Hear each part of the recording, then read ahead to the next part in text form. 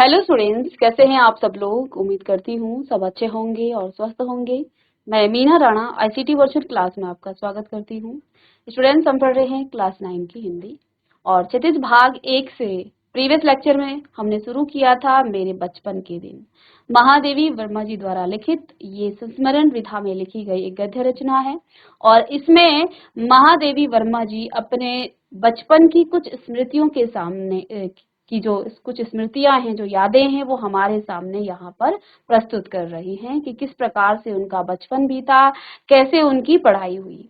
तो यहाँ पर महादेवी वर्मा जी ने बताया कि इनके परिवार में जो है लड़कियों की दशा बहुत अच्छी थी। क्यों थी? क्योंकि कई पीढ़ियों से इनके परिवार में लड़कियों का जन्म नहीं हुआ था, इसलिए लगभग 200 साल के बाद यहाँ इनके परिवार में महादेवी वर्मा का जन्म हुआ। इनके बाबा ने माँ दुर्गा की पूजा की और इनका जन्म हुआ, तो इनकी बहुत अच्छी खातिरदारी हुई।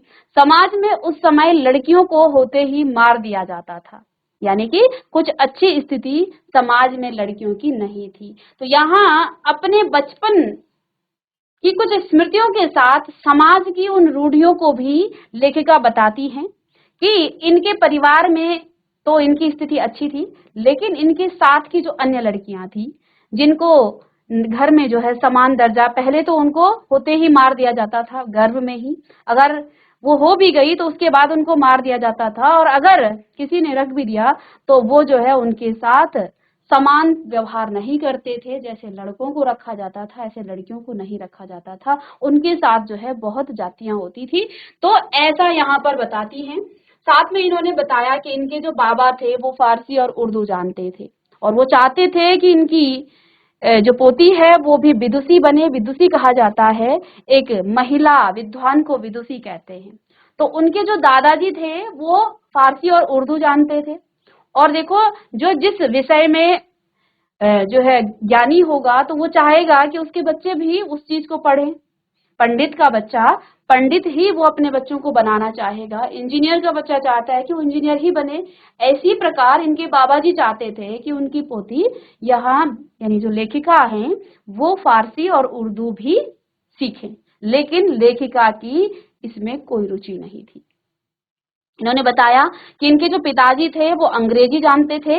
इनके घर में शुरुआत में हिंदी का कोई वातावरण नहीं था, लेकिन इनकी माताजी जबलपुर से आई थी तो वो अपने साथ हिंदी लाई, यानी कि वो हिंदी जानती थी, पूजा पाठ वाली थी, संस्कृत भी पढ़ती थी, और इन्होंने जो है अपनी बेटी को, यानी कि लेखिका को, पंचतंत्र पढ़ाया।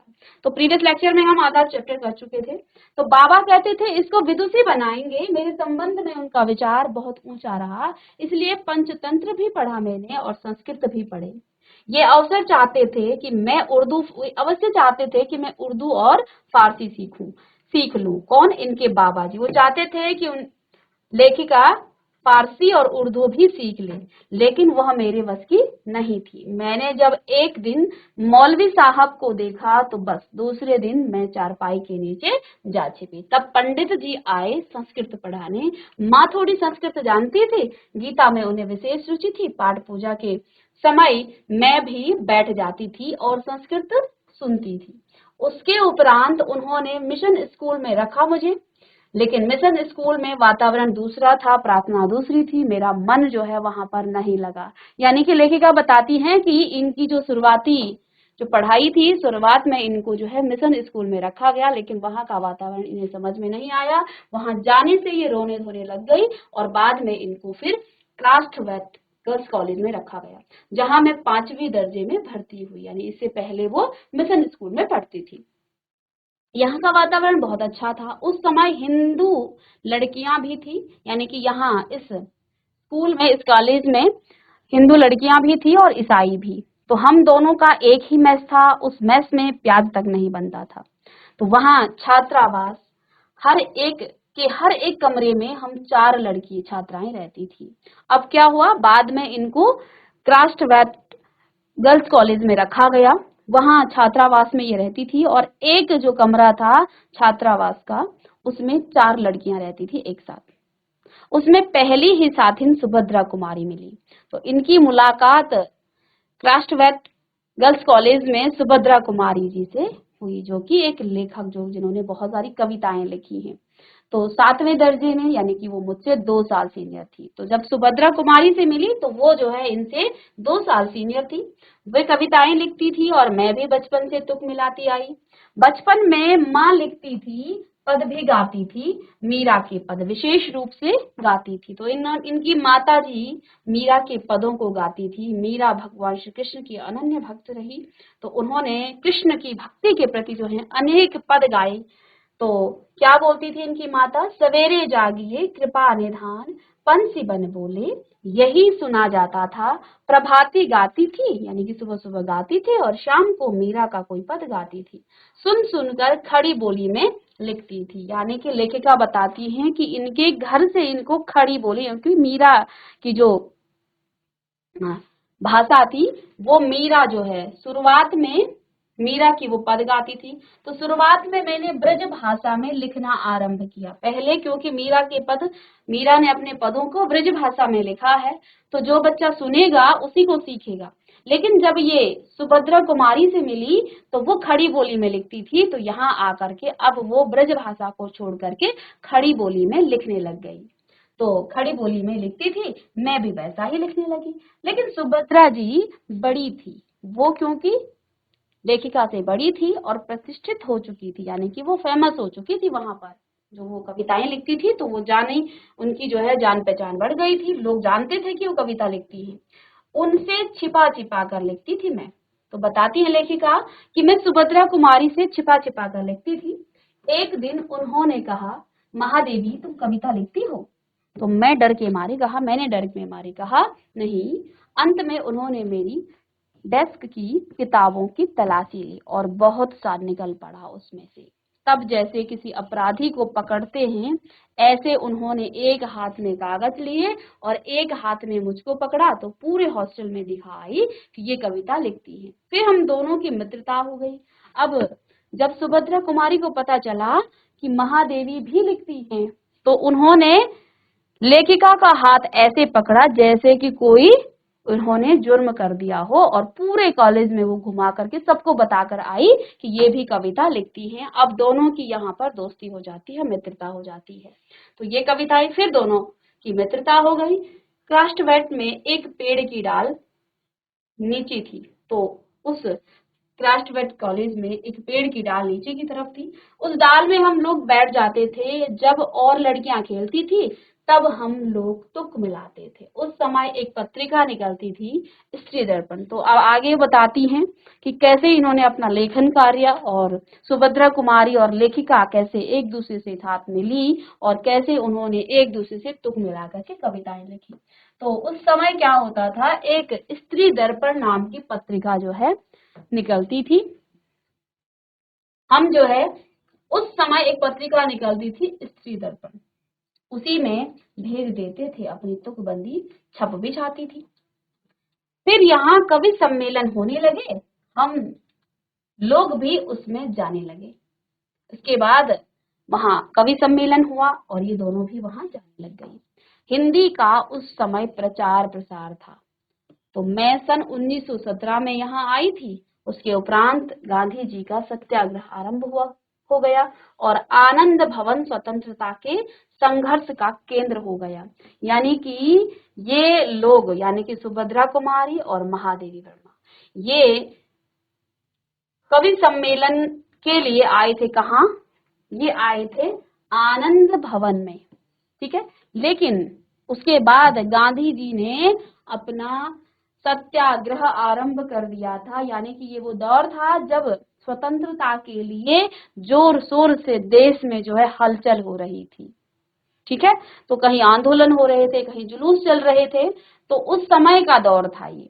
तो क्या कहती हैं कि जहां हम कवि सम्मेलन के लिए गए, उसके बाद जो है वहां गांधी जी का सत्याग्रह आरंभ हो गया। आनंद भवन अब स्वतंत्रता के संघर्ष का केंद्र हो गया। यानी कि अब जो है जहां पर कवि सम्मेलन होते थे, वहां गांधी जी ने स्वतंत्रता आंदोलन का जो है प्रचार प्रसार किया। जहां तहां हिंदी का भी प्रचार चलता था। तो उस समय स्वतंत्रता आंदोलन के साथ साथ हिंदी का भी प्रचार प्रसार चलता था, क्योंकि अंग्रेज आए, अंग्रेजों ने यहाँ पर अपनी भाषा का प्रचार प्रसार कर दिया था। हिंदी का जो है इतना महत्व नहीं दिया जा रहा था, और आज के युग में भी कुछ ऐसा ही हो रहा है। हिंदी को जो है वो सम्मान नहीं दिया जाता है जो अंग्रेजी को। जहां तहां हिंदी का भी प्रचार चलता था। कवि सम्मेलन होते थे तो क्राफ्टवर्क से मैडम हमको साथ लेकर जाती थी।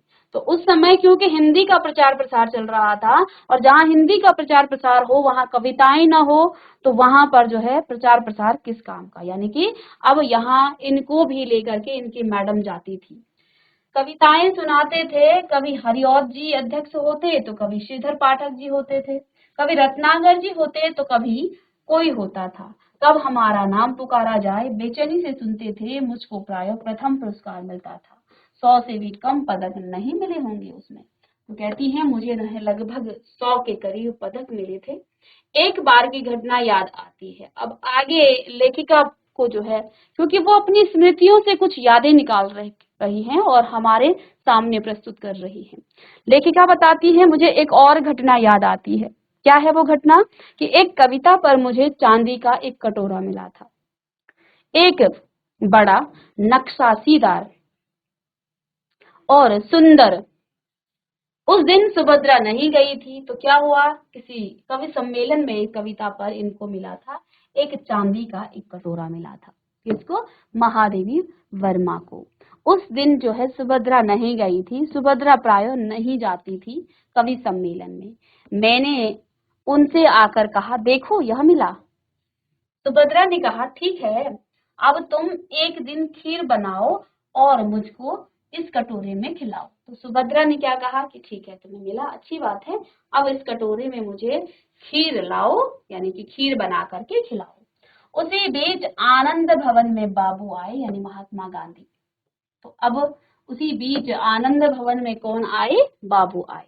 हम लोग तब अपनी जेब खर्च में से हमेशा एक एक दो दो आने देश के लिए बचाते थे। तो देखिए देश के प्रति भी क्या समर्पण था इनका। जो इनको जेब खर्च मिलता था उसमें से वो एक एक दो दो आने बचा करके देश के लिए वो बचाते थे। जब बाबू आते थे तो वह पैसा उन्हें दे देते थे। उस दिन जब बापू के पास में गई तो अपना कटोरा भी लेती गई। मैंने निकाल कर बापू को दिखाया। मैंने कहा कविता सुनाने पर मुझको यह कटोरा मिला है। कहने लगे अच्छा दिखा तो मुझको।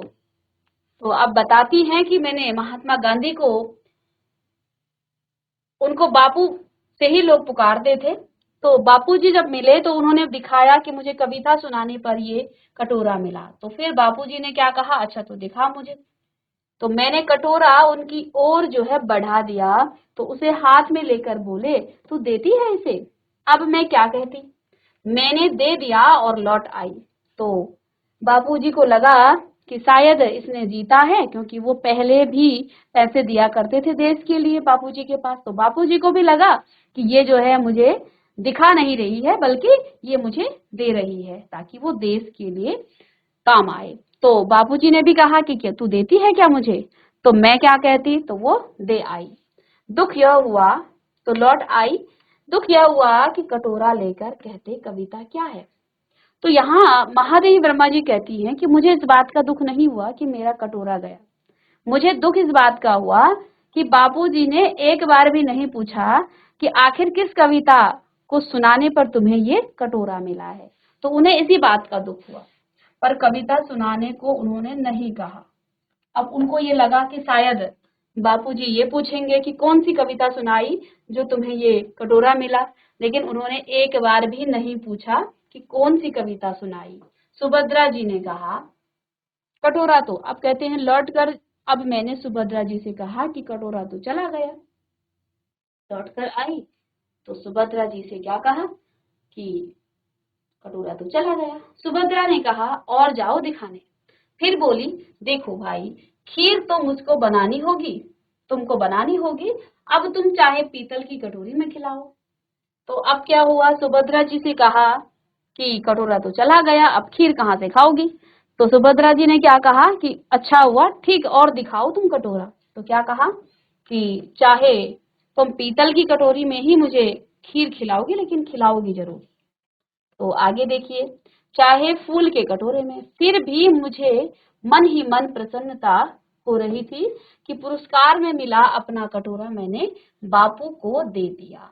तो यहाँ महादेवी वर्मा जी कहती हैं कि कहीं ना कहीं मेरे मन में एक खुशी सी हुई कि मैंने जो उपहार स्वरूप जीता, जो पुरस्कार मुझे मिला था, वो मैंने बापू जी को दे दिया, देश के लिए वो समर्पित कर दिया। सुभद्रा जी छात्रावास छोड़कर चली गई। तब उनकी जगह एक मराठी लड़की जयबुनिसा हमारे कमरे में आकर रही, क्योंकि 4-4 लोग रहते थे। ठीक है, तो अब क्या हुआ, सुभद्रा जी अब उस छात्रावास को छोड़कर चली गई, जिनकी एजुकेशन पूरी हो गई, उनकी शिक्षा दीक्षा पूरी हो गई, तो वो वहां से चली गई। अब उनके जाने के बाद यहाँ एक मराठी लड़की आई जिसका नाम था जयबुनिसा, हमारे कमरे में आकर रही। वह कोल्हापुर से आई थी और जेबुन मेरा बहुत सा काम कर देती थी। तो अब लेखिका बताती हैं कि वो कोल्हापुर से आई थी और वो मेरा बहुत सा काम कर देती थी। वह मेरी डेस्क साफ कर देती थी, किताबें ठीक से रख देती थी, और इस तरह मुझे कविता के लिए कुछ और अवकाश मिल जाता था और छुट्टी मिल जाती थी। जेबुन मराठी शब्दों से मिली जुली हिंदी बोलती थी। मैं भी उससे कुछ कुछ मराठी सीखने लगी थी। तो आगे इन्होंने बताया, आगे इनके साथ यहाँ पर जैबुन नाम की एक मराठी लड़की आई और ये लेखिका का बहुत सारा काम भी कर देती थी।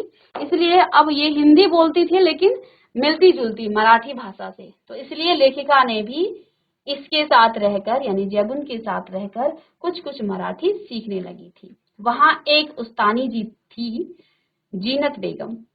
तो वहां पर एक उस्तानी जी थी जिनका नाम था जीनत बेगम। जैबुन जब इकड़े तिकड़े या लौकर लौकर जैसे मराठी शब्दों को मिलाकर कुछ कुछ कहते ही तो उस्तानी जी से टोके बिना न रह जाता था। वाह देसी कौवा, मराठी बोली। जैबुन कहती थी, नहीं उस्तानी जी, यह मराठी कौवा मराठी बोलता है। जैबुन मराठी महिलाओं की तरह किनारीदार साड़ी और वैसा ही ब्लाउज पहनती थी। कहती थी, हम मराठी हैं तो मराठी बोलेंगे। तो उस्तानी जी से वो कहती थी कि हम मराठी हैं तो मराठी ही बोलेंगे। उस समय यह देखा मैंने कि सांप्रदायिकता नहीं थी। जो अवध की लड़कियां थी वे आपस में अवधी बोलती थी, बुंदेलखंड की आती थी तो वे बुंदेली में ही बोलती थी, कोई अंतर नहीं आता था और हम पढ़ते हिंदी थे। तो यहाँ जब ये कॉलेज में वो रहते थे तो जो जिस भी क्षेत्र से आया है, जिस भी भाषा से आया है, वो वहां आकर के अपनी मातृभाषा बोल देते थे। हालांकि हम वहां पढ़ते हिंदी में थे, तो वहां पर जो मराठी आते थे वो मराठी बोल देते थे, और जो भी जिस भी क्षेत्र से आया होता था वो अपनी भाषा बोलता था। इसके लिए कोई रोक टोक नहीं थी। हम पढ़ते हिंदी थे, उर्दू भी हमको पढ़ाई जाती थी, परंतु आपस में हम अपनी भाषा में ही बोलती थी। यह बहुत बड़ी बात है। हम एक मेस में खाते थे, एक प्रार्थना में खड़े होते थे, कोई विवाद नहीं होता था। तो ये कहती है यहाँ पर कि ये बहुत बड़ी बात थी कि अलग अलग क्षेत्रों से आ करके भी हम एक छत के नीचे एक कमरे में रहते थे, एक प्रार्थना में खड़े होते थे, एक साथ जो है हम खाते थे और साथ साथ हम रहते थे और कोई भी विवाद नहीं होता था। जब मैं विद्यापीठ आई तब तक मेरे बचपन का वही क्रम चला जो आज तक चलता आ रहा। कहती हैं, कभी कभी बचपन के संस्कार ऐसे होते हैं कि हम बड़े हो जाते हैं तब तक चलते हैं।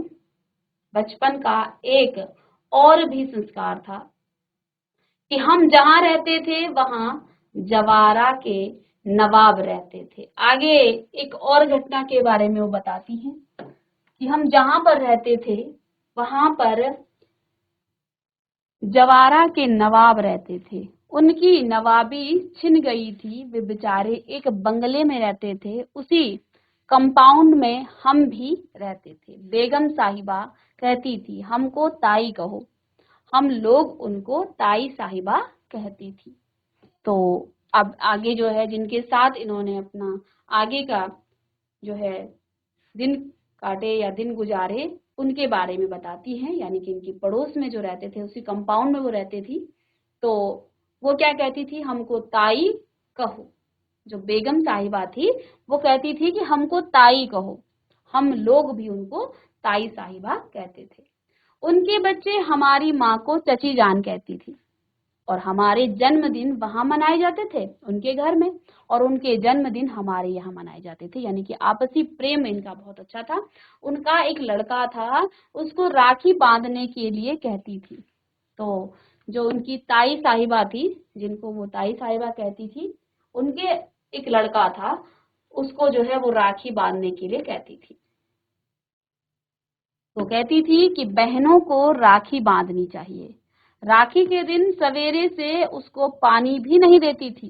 कहती थी राखी के दिन बहनें राखी बांध जाएं तब तक भाई को निराहार रहना चाहिए, यानी कि कुछ भी नहीं खाना चाहिए। बार बार कहलाती थी भाई भूखा बैठा है राखी बंधवाने के लिए। फिर हम लोग जाते थे, तो वो बार बार ये भी कहती थी कि तुम्हारा भाई जो है भूखा बैठा है, राखी बांधने के लिए आ जाओ। फिर हम लोग जाते थे, हमको लहरिये या कुछ मिलते थे। इसी तरह मुहर्रम में हरे कपड़े उनके बनते थे तो हमारे लिए भी बनते थे। एक हमारा छोटा भाई हुआ, वहां तो ताई साहिबा ने पिताजी से कहा, देवर साहब से कहो वो मेरा नेग ठीक करके रखे, मैं शाम को आऊंगी। वे कपड़े वपड़े लेकर आई। हमारी माँ को वे दुल्हन कहती थी। कहने लगी, दुल्हन जिसके ताई चाची नहीं होती हैं, वो अपनी माँ के कपड़े पहनती हैं, नहीं तो 6 महीने तक चाची ताई पहनाती हैं। मैं इस बच्चे के लिए कपड़े लाई हूँ, यह बड़ा सुंदर है, मैं अपनी तरफ से इसका नाम मनमोहन रखती हूँ। तो अब लेखिका के भाई का नामकरण भी इन्होंने किया, यानी खुद ही इन्होंने नाम रख दिया। वही प्रोफेसर मनमोहन वर्मा आगे चलकर जम्मू यूनिवर्सिटी के वाइस चांसलर रहे। तो अब अपने भाई के बारे में बताती हैं कि जो वो छोटा सा बच्चा इनका भाई था मनमोहन, वही आगे चल करके जम्मू यूनिवर्सिटी के वाइस चांसलर रहे, गोरखपुर यूनिवर्सिटी के भी रहे। कहने का तात्पर्य यह है कि मेरे छोटे भाई का नाम वही चला जो ताई साहिबा ने दिया था। उनके यहाँ भी हिंदी चलती थी, उर्दू भी चलती थी। यूं अपने घर में वे अवधी बोलते थे। वातावरण ऐसा था उस समय कि हम लोग बहुत निकट थे। आज की स्थिति देखकर लगता है जैसे वह सपना ही था। आज वह सपना खो गया है, क्योंकि उस समय में, उस दौर में भी जो है कोई भेदभाव नहीं था। उनके त्योहार ये लोग मनाते थे, इन लोगों के त्योहार वो लोग मनाते थे। आपसी प्रेम जो है किसी जाति संप्रदाय के बिना ही जो है एक मानवता का संबंध था, और इनके बहुत अच्छे संबंध थे। और कहती हैं कि आज ये स्थिति जो है नहीं है। आज समाज में जो है बहुत सारी स्थितियां बदल चुकी हैं। जैसे वह सपना था, आज वह सपना खो गया है। शायद वह सपना सत्य हो जाता तो भारत की कथा और होती। तो महादेवी वर्मा जी कहती हैं कि अगर वो सपना पूरा हो जाता तो आज भारत की जो कथा है वो कुछ और होती। तो इस प्रकार से यहाँ अपने बचपन की कुछ यादों को लेखिका ने हमारे सामने प्रस्तुत किया। इसमें उन्होंने बताया कि किस तरह से उनका जन्म हुआ, उस समय, उस दौर की जो लड़कियां हैं उनकी समाज में क्या स्थिति थी। साथ में इन्होंने स्वतंत्रता आंदोलन किस प्रकार से जो है उस समय चरम सीमा पर था उसके बारे में बताया। कैसे इनको जो है अनेक पुरस्कारों से पुरस्कृत किया गया। साथ में इन्होंने जो है बाद में उस समय के समाज में जो प्रेम था बिना किसी जाति भेदभाव के जो है आपस में लोगों का रहना, इसके बारे में भी यहाँ पर प्रकाश डाला है कि एक अलग धर्म के लोग होने के बावजूद हमने उनके साथ किस तरह से हम लोग रहते थे। कोई जो है भेदभाव नहीं था। उनके त्योहार हम मनाते थे, हमारे त्योहार वो लोग मनाते थे, और आपस में जो है प्रेम भाव था। तो ये वो समय है, वातावरण ऐसा था उस समय कि हम लोग बहुत निकट थे एक दूसरे से। आज की स्थिति देखकर लगता है कि जैसे वो सपना ही था। तो आज जो समाज की स्थिति है, आज का जो समय है, वो सपने जैसा लग रहा है। आज वह सपना खो गया। चलिए, तो अब इस संस्मरण पर आधारित कुछ प्रश्न हैं, इन प्रश्नों को आप नोट कीजिए और फिर हम नेक्स्ट क्लास में प्रश्न पर डिस्कस करेंगे। तो यहाँ प्रश्न अभ्यास है, जिसमें मैं उत्पन्न हुई तो मेरी बड़ी खातिर हुई और मुझे वह सब नहीं सहना पड़ा जो अन्य लड़कियों को सहना पड़ा। इस कथन के आलोक में आप यह पता लगाइए कि उस समय लड़कियों की दशा कैसी थी। तो यहाँ लेखिका ने बताया कि जब मेरा जन्म हुआ तो मुझे वो सब नहीं सहना पड़ा जो अन्य लड़कियों को सहना पड़ता था। तो इस कथन से आपको क्या लगता है कि उस समय अन्य लड़कियों को क्या क्या सहना पड़ता होगा?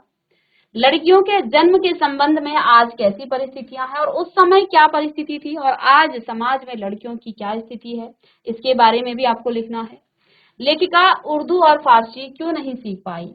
तो लेखिका ने बताया कि उनके बाबा जी उनसे बड़ा प्रेम करते थे और वो लेखिका को विदुषी बनाना चाहते थे और साथ में ये भी चाहते थे कि वो फारसी और उर्दू सीखे, लेकिन उन्होंने उर्दू नहीं सीख पाई। इसका क्या कारण था? लेखिका ने अपनी माँ के व्यक्तित्व की किन विशेषताओं का उल्लेख किया? तो यहाँ इस चैप्टर में लेखिका ने अपनी माता जी के बारे में क्या क्या बातें बताई हैं, कौन कौन सी उनकी विशेषताएं थी, उसके बारे में आपको यहाँ उल्लेख करना है, उसके बारे में आपको बताना है। जवारा के जो नवाब थे उसके साथ अपने पारिवारिक संबंधों को लेखिका ने आज के संदर्भ में स्वप्न जैसा क्यों कहा? ऐसा लेखिका क्यों कहती है? अभी अंतिम पैराग्राफ में हमने यही बात पढ़ी थी कि उन्होंने कहा कि जो हमारे संबंध जवारा के जो नवाब थे उनके साथ जो हमारे पारिवारिक संबंध थे वो आज जो है कहीं ना कहीं एक सपने की तरह बन गया है, क्योंकि समाज में आज जो है ये सब नहीं है, वो सब खत्म हो चुका है। कुछ रचना और अभिव्यक्ति पर प्रश्न है। तो जैबुनिसा महादेवी वर्मा के लिए बहुत काम करती थी। तो अगर जैबुन के स्थान पर यदि आप होती या होते तो महादेवी से उनकी क्या अपेक्षा थी? जैबुनिसा का नाम जैबुन वो पुकारती थी, तो यदि आप उसकी जगह पर होते तो आप क्या क्या काम करते, क्या क्या आपकी अपेक्षाएं होती, क्या आप चाहते उस काम के बदले? महादेवी वर्मा को काव्य प्रतियोगिता में चांदी का कटोरा मिला था। अनुमान लगाइए कि आपको इस तरह का कोई पुरस्कार मिला हो और वह देश हित में या किसी आपदा निवारण के काम में देना पड़े तो आप कैसा अनुभव करेंगे या करेंगे? यदि आपको भी कोई बहुत अच्छा पुरस्कार मिलता है और आप यदि किसी देश हित के लिए या फिर किसी आपदा निवारण के काम में अगर आप उसे दे दें तो आपको क्या अनुभव होगा, क्या आप जो है अनुभव करेंगे? लेखिका ने छात्रावास के जिस बहुभाषी परिवेश की चर्चा की उसे अपनी मातृभाषा में आपको लिखना है। महादेवी जी के इस संस्मरण को पढ़ते हुए आपके मानस पटल पर भी अपने बचपन की कोई स्मृति उभर कर आई होगी, उसे संस्मरण शैली में आपको लिखना है जिस प्रकार से यहाँ महादेवी जी ने लिखा है। और महादेवी ने कवि सम्मेलनों में कविता पाठ के लिए अपना नाम बुलाए जाने से पहले होने वाली बेचैनी का जिक्र किया। अपने विद्यालय में होने वाले सांस्कृतिक कार्यक्रमों में भाग लेते समय आपने जो बेचैनी अनुभव की होगी उस पर आपको एक डायरी का एक पृष्ठ आपको लिखना है। ठीक है, तो ये कुछ प्रश्न हैं और इसके बाद भाषा अध्ययन पर कुछ प्रश्न हैं। तो ये जो पाठ के प्रश्न हैं इनको लिखिएगा। पाठ से निम्नलिखित शब्दों के विलोम शब्द आपको ढूंढ कर लिखने हैं। विद्वान, अनंत, निरपराधी, दंड, शांति। साथ में उपसर्ग और प्रत्यय आपको अलग अलग करके यहाँ पर मूल शब्द बताना है। हमने आपको हिंदी व्याकरण में उपसर्ग और प्रत्यय पढ़ा दिया है 9th क्लास में, तो आप अब यहाँ से उपसर्ग जैसे निराहारी, सांप्रदायिकता, अप्रसन्नता, अपनापन, किनारेदार, स्वतंत्रता, तो इनको आप कीजिएगा। उपसर्ग और प्रत्यय आप हिंदी व्याकरण में पढ़ ही चुके हैं।